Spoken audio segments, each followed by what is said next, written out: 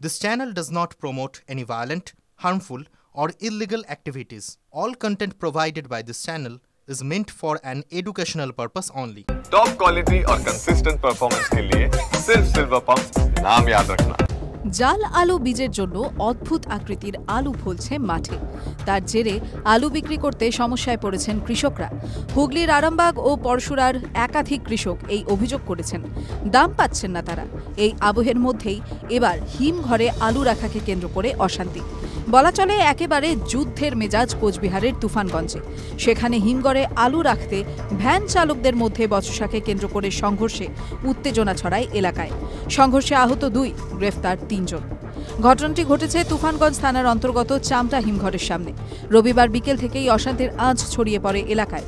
জানা যাচ্ছে অভিযুক্ত ভ্যান চালকদের হাতে আক্রান্ত হয়েছেন 2 ভ্যান চালক।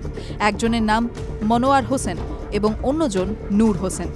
অভিযোগ, হিমঘরে আলু রাখার জন্য রাতভর হিমঘরের সামনে রাস্তায় অপেক্ষা করেছিলেন তারা। তবে অভিযোগ, আচমকা এক ভ্যান চালক তার আলু বোঝাই গাড়ি নিয়ে তাদের সামনে চলে আসে। প্রতিবাদ করলেও অভিযুক্ত সেই ভ্যান চালক সহ তার সঙ্গীরা এসে মারধর করে বলে অভিযোগ। হামলায় আক্রান্ত হন ভ্যান চালক মনোয়ার হোসেন। তাকে বাঁচাতে ভাই নূর হোসেন এলে তাকেও মারধর করা হয়। এই ঘটনায় ব্যাপক উত্তেজনা ছড়ায় তুফানগঞ্জের চামটা এলাকায়। আহত 2 ভাই তুফানগঞ্জ হাসপাতালে চিকিৎসাধীন। আমরা গতকাল সন্ধ্যায় আসি, 2 ভাই একসঙ্গে আসি। আলু নিয়ে আসে? আলু নিয়ে আসি। কোন হিমঘরে? এই চামটা হিমঘরে। আচ্ছা। তো এইখানে আমরা সারা রাত্রি ওই অবস্থায় রাস্তায় কাটিয়েছি। রাস্তায় থাকার পরে সকালে টোকন দেওয়া শুরু করলো। আচ্ছা। সামনে 30টা গাড়িতে টোকন দিয়ে চলে গেলো, আমরা লাইনে রয়ে গেলাম। পরে ওই গাড়িগুলো টানতেছে, আমরা সামনে আর যাইতে পারতেছি না।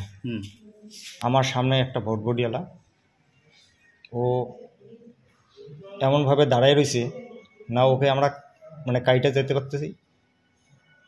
আর ওদের গ্রুপের যতগুলো ভটভটি আছে সব ভটভটি সামনে নিয়ে যাচ্ছে। আচ্ছা।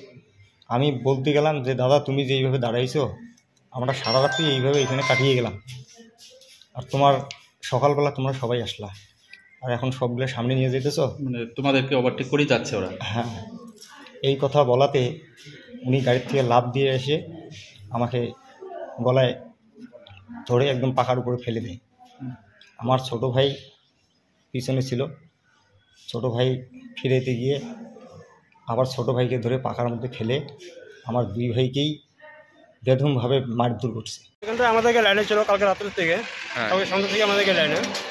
তা আমার সামনে একটা ভটভটি ছিল, তা উনি সামনে গ্যাপ মারতেছিল, প্লাস পিছনে যে ওনার স্টাফগুলো ছিল, মানে ওনাদের চেনা জানা লোকগুলো ছিল, ওদের গাড়ি নিয়ে আসতেছে আর সামনে ঢুকাইতেছে।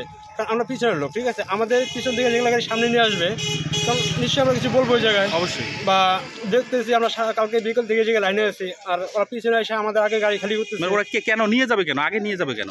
ওদের চেনা জানা চায়, সেটা গাড়ি আগে খালি করে দেবে ওরা। আচ্ছা। আমরা মানে আমাদের পরে এসে আগে খালি করে চলে যাবে, এরকম একটা এসে নিয়েছে।